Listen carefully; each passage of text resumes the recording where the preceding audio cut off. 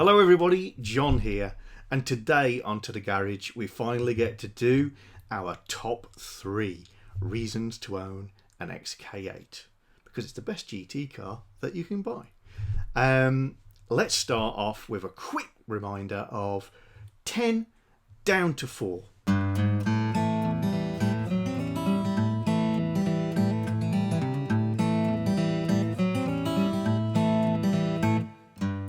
At number 10, it's practicality. As long as you don't need those rear seats, it's hard to match for a high performance classic. At 9, value for money. Try finding the same performance and cachet for similar cash elsewhere. At 8, the torque curve. The way the Jaguar V8 delivers its power is amazing. At 7, the convertible roof on this car is one of the best ever fitted, full stop. At 6, Jaguar and XK8, iconography, heritage, history, it's got it all. At 5, ride and comfort.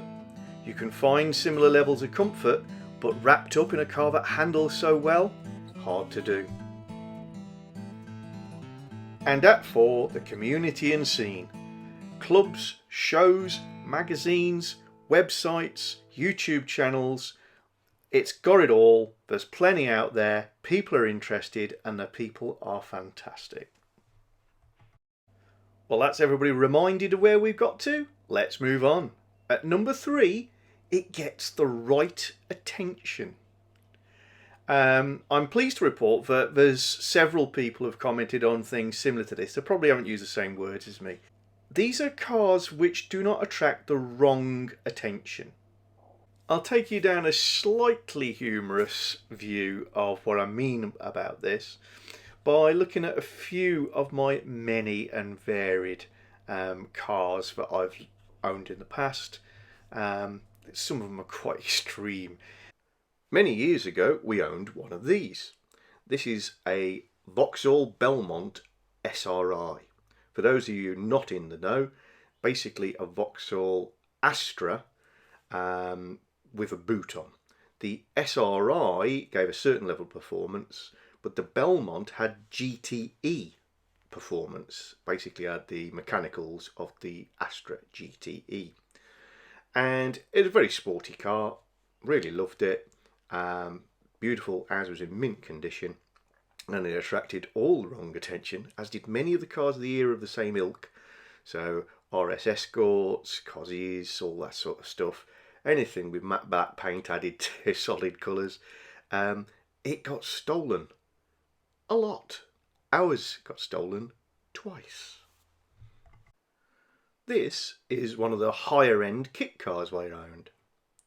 This is a Sebring MX, basically an Austin Healey replica, but a replica of an individual car which used to run at the Sebring track in the States, and it has flared arches a la a Cobra, a menacing stance, and ran a straight 6 engine that is lifted from a Nissan Skyline or a 280 ZX Datsun without the turbocharger, so normally aspirated Skyline basically. Jaguar rear end, very powerful, very quick, very light, and it had that aggressive stance and look. Loved it, absolutely adored the thing, beautiful, but it attracted all the wrong attention, and everybody wanted to race it on the road all the time. P.S. I don't always wear a pirate's hat whilst driving. This was a charity road run for the with the local pub that myself and Joe frequent. Hence the Aston Martin with a pirate on the bonnet behind it as well. This was my Morris Ital sprint car. I used to compete in closed circuit sprinting, and I had a Morris Ital to do that in. This was a great car. This was a very sorted car. This was quite an interesting car. It had a 1700 O series engine. The rear suspension had been converted to 5-link. The suspension was very much lowered. The front suspension, which genuinely is very poor on a Marina and an Ital, had been converted to double wishbones with telescopic dampers, and there were many mods to the engine, and it was great. It was a really good, competitive in its class car that was interesting, and it attracted all the wrong sorts of attention. It attracted ridicule, because nobody could get past Jeremy Clarkson and his hatred of the Morris Marina. Morris Marina is not a fantastic car, but they're a simple, light, cheap saloon that you could buy at the time, and I owned 6 of these, and all of them were ridiculed. And finally, this one is literally called the Beast, and this was a Pilgrim FT, so another kit car that I built, and this one has a Cologne 2.8 V6 engine. Running gear was a mixture of all sorts of different Fords, black bodywork, loads of chrome, red tarty leather interior, walnut, everything. Adored it. But I used to drive this as a daily, and I used to attract all the sorts of attention, but a lot of it quite negative, I have to say, in terms of flash get, show off, poser. I could have launched into rather more conventional vehicles in terms of image and the attention that they attract, but didn't want to get people's backs up, so I thought I'd show you some of my, albeit rather left field vehicles, because I can honestly say I know what attention they got. But you know, there's lots of stereotypes out there, and please don't take offence, but BMW drivers, you know, they get stereotyped as being bullies on the road. If you rock up in a Ferrari, most places people think that you're showing off, all that sort of thing. And there is this element of cars exude a particular image, and they do attract a certain sort of attention. I've had an XK8 of one variety or another for over 15 years now, and I can say that universally it has only ever attracted very positive attention. Potentially out of every 4 visits to a petrol station, I will have a lovely conversation with somebody. Somebody will come over admiring the look of the car. Somebody will come over to tell me a little story about they had one. Maybe not that model. Maybe they had an E-Type and they want to talk to me about the XK8. What a compliment. People very often want to know how old it is, because the car confuses them. If I go to car shows, very often I'll get somebody say, it's a bit modern for this, isn't it? And they don't recognise the fact that the car is 23 years old, and it really takes them aback. If I'm out and about on the road, people might cruise alongside me on a motorway or dual carriageway and look and wave and give me a thumbs up. What they typically won't do is goad you into a race. It's not really that sort of car. Sure, with the open pipes on, small boys will always give the signal to rev it up, mister. And that's great, and that's not a problem. A couple of the subscribers have actually, I think, hit the nail on the head. Both have used the expression effortless cool, Bond-like, not trying hard yet impressing. And it's something about that look. It's so impressive, but it's not showy, gaudy, flashy. It's impressive, and people know it's an expensive car, but something about it doesn't say, look at my money. It's an incredibly quick car, but it doesn't look like the sort of car that you're going out to go and race everybody in. It always attracts the right attention. And I can't explain this other than they've got decent theft deterrent. They do not seem to be a highly stolen vehicle. I'm sure there's going to be lots of you who have had a bad experience, but I'm very generically saying it. So now it's time to move on to number 2. Thanks to everybody who sent in their opinions on the top 3s, and in some cases the whole top 10.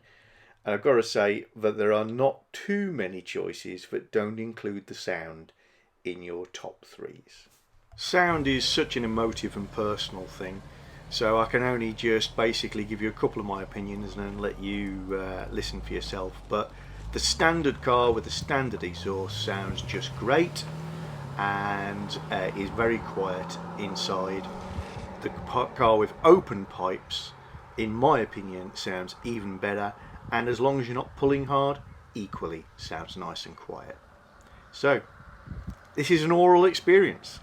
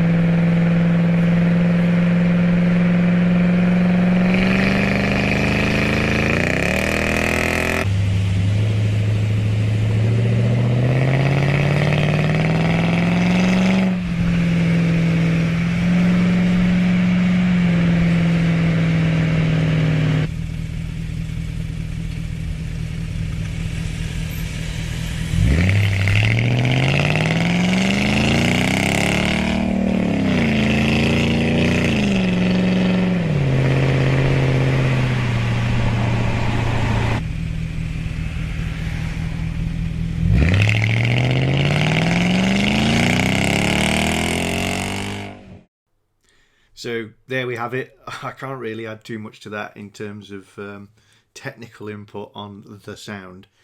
I love the sound of the open pipes. When the car's not pulling and cruising, excuse me, on motorway speeds with the top up, it's not too much of a problem. There's actually some really good footage of the same exhaust system essentially. If you go to the YouTube channel of Gran Blogissimo, excellent channel, watch it all the time. Another guy into his XK8 and MGBs as well, and he's got the same system and has got some good sound recordings of inside a coupe when it's running with the same system on. Just going to pop over to the whiteboard for a sec just to explain what a stage 2 system is, and the one I got is from Adamesh.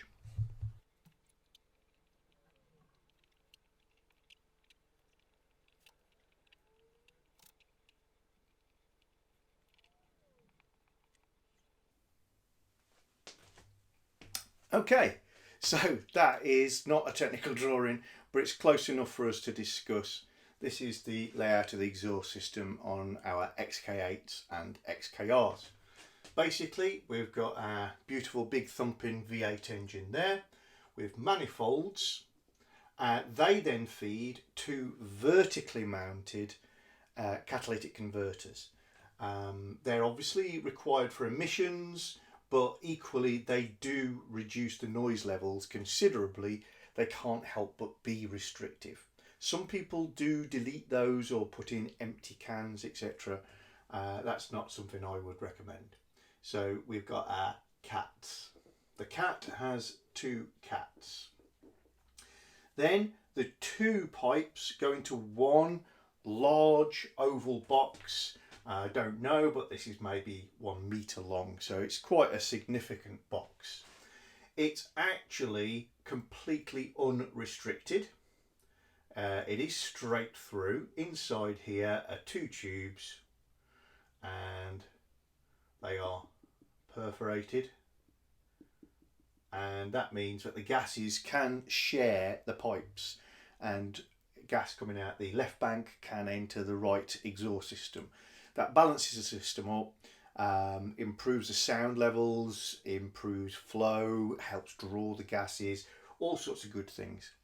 It's possible to delete this, but if you do, then you would need to include what's known as an X pipe, which is two pipes which basically touch and have a joining piece. Without that, you would lose a little bit of performance, and obviously that's not an exercise we want to go into. Then the two separate pipes emerge, and before the rear axle you have these resonator boxes. They do restrict. There's basically a little bit of a puzzle in there for the gases to get around, to come back out. And then we have this section which is called the over axle. Obviously in the plane that I've drawn this, I can't draw it correctly, but this is coming out towards us, up and over the axle. And at this point here, the pipe work, and we've covered this in secrets previously, the pipe work is actually highly restricted. And the section goes from full size, that's about the size of the pipework. It literally looks like that, and that is not exaggerated. And yes, before anybody goes into it, the cross-sectional area is the same, but that does affect gas flow speed. And that's just for building the vehicle. So that's the over axle pipe, and at the back you've got mufflers which basically change the tone and add a little bit more silencing, pretty unrestricted as well. So stage 1, stage 2, what's it all about? What do you get? Different companies will offer different systems, but a very typical mod for the XK8 and the one that I did in that video clip is stage 2 using Adamesh exhaust systems. SS, the stainless steel exhaust company, does exactly the same basically, and some of the clubs. So stage one is you delete that,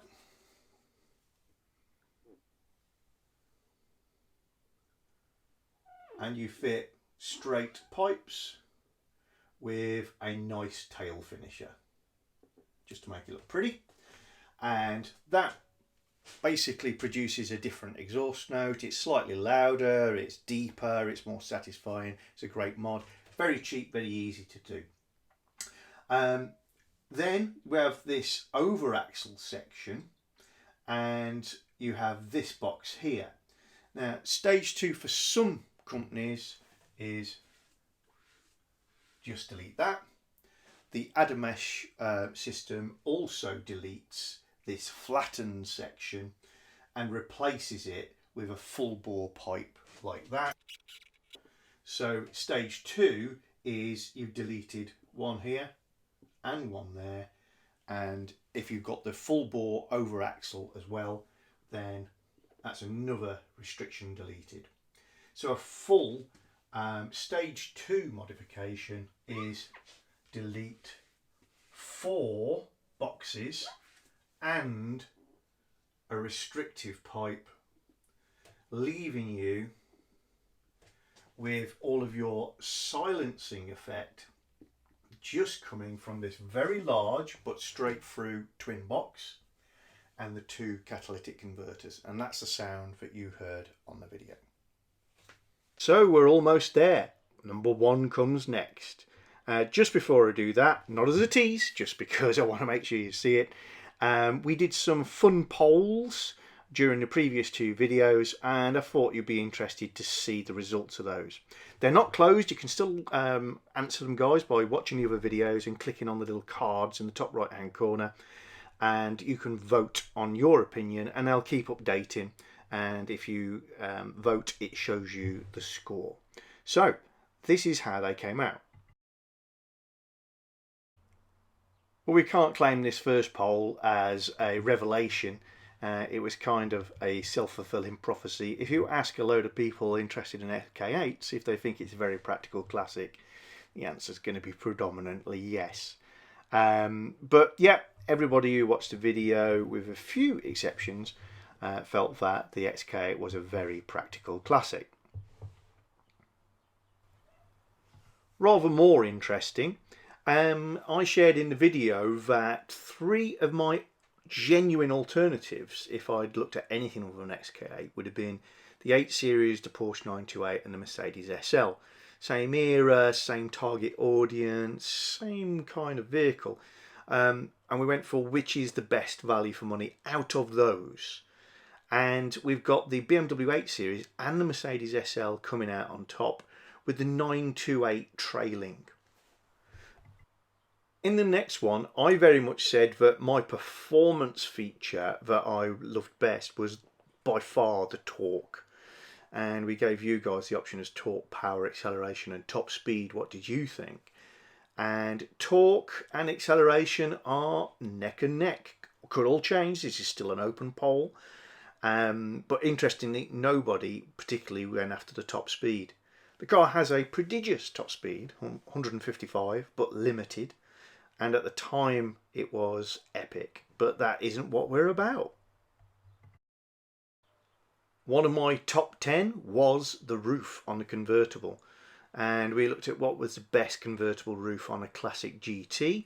Again, give the options of good roofs on classic GTs, and the XK8, XKR and DB7, all exactly the same roof, came out almost universally on top. Next we have the very personal opinion poll, which is the most iconic Jaguar of all time. Obviously I didn't include all Jaguars, I've only got so many options I can put in the poll, so went for basically the sporting icons that you could drive on the road, the D-Type being a push, but technically, and the E-Type has come out top at the moment. Again, be interesting to see what you guys vote and continue to vote and how that changes. Next, we asked you to vote on what you thought was the most comfortable combination of features, because there's always the argument about whether the older or newer seats are better and whether cats actually gives a more comfortable ride plus a sportier or not. And the voting has come out at the moment as the Lear seats, which are the early Jaguar XK8 and XKR seats, and the standard suspension being the most comfortable. Doesn't mean it's necessarily the best for handling or anything else. And finally, in our fun poll, we switched a question into basically what sorts of videos you want to see some more of. And we had the top 10 type discussions, so things like this. Secrets of the XK8 XKR, which is the long running series. Repair and maintain videos, basically me fixing stuff. How-tos, how to powder coat at home, how to weld, how-tos, or reviews of Jags and other vehicles. And coming out on top there was by far the XK8 Secret series, and please be assured there's plenty of them to come. They're a little bit restricted at the moment in that I need to get out on the road to do some of them, and that's not really happening with the current climate. So those polls, as I said, they're still open. If you want to give your opinion on them, just for fun, no prizes, then just go back to part 1 and part 2 of this series, and only a few seconds into each video you'll see a little icon appear in the top right hand corner of the screen, a little I think it's an exclamation mark. Click on that and you'll see all the polls, and you can just vote, and you'll see the votes change. Then you can see the influence you've had on the score. So number 1, what is it?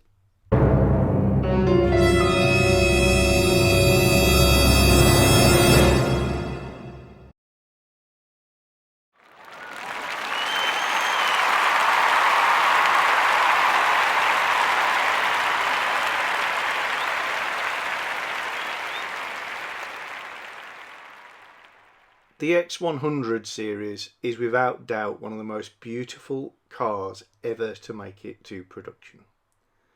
Its shape is just fundamentally right. If you ask a very small child to draw a saloon car, they'll draw a Volvo. If you ask them to draw a sports car, they'll draw an XK8. Even non-petrol heads just get that this is gorgeous art. My family were bereft when I told them I was selling my original red XK8. This is what happened when we revealed the replacement. Oh my God! Wow! Wowee! God! And they restored it. Isn't it lovely? What a lovely A lot cooler. No, I didn't. I've got all my dirty things. Oh. Right, Joe, yeah. Do you want to get the other side? It's a sticker that says what I like it all. It's beautiful, isn't it? Yeah. I like this. Back all week. Oh yeah. Yeah. I like this. Little tiny novel. Like it, Dad? Beautiful, isn't it? Do you want to sit in? Jaguar manages to get this sort of design right because of its tradition of essentially hiring an artist, somebody who's going to curate their designs for many years. And the 3 greats that came in sequence were Sir William Lyons, then Jeff Lawson, and now Sir Ian McCallum. And through them we've created a design language that just works. It's not purely driven by the needs of what the vehicle needs to look like, by safety regulations. They designed a beautiful car and made it so. Some clues to maybe the car's universal appeal worldwide, when most cars that work well in the UK don't work well in the States and vice versa is that Jeff Lawson had previously worked for GM, and even when he was working at Jaguar and designing the XK8, he was driving to work every day in a convertible red Corvette because that's what he loved. And I think there's quite a few of us, if we love a Jag, we love a Corvette too. There is a link there. For those who have never seen these images, this is XJ40 and 41, the cars designed under the eye of Sir William Lyons, actually penned by Keith Helfet, that came before Jeff's designs. And they would still been good looking cars, but they are not the X100. There was always the question of, if the car is the successor to the E-Type, why was it never called the F-Type? And the reality of that is that Jeff Lawson actually did design the F-Type, not the F-Type we know now. And it was to come later in the evolution of the X100 series.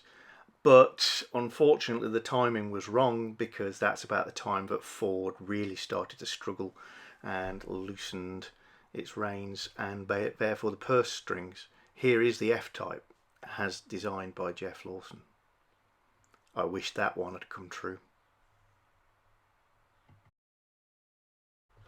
Well, there's little more that can be said that hasn't already been said, other than just to repeat, this is an art form. This is feline grace in automotive terms. It's, I think, as close to perfection as anybody's got with a car that made it to production. I'd like to thank you all for your fantastic contributions to this series of 3 videos. I've really enjoyed seeing what you thought would come, getting your suggestions and getting your photos and seeing the results of the poll. There's loads more videos to come on this channel, but this one and this series we're about to wrap up. I'm going to finish this off with some more pictures of your cars, your beautiful X100s from around the world that you've been so gracious to send in to me, and wish you all a lot of luck and safety over these very trying times, and ask you all, if you haven't done already, to subscribe, click on the bell icon so I can let you know when the next one's coming, share with your friends, and keep on commenting. Love you all. John out.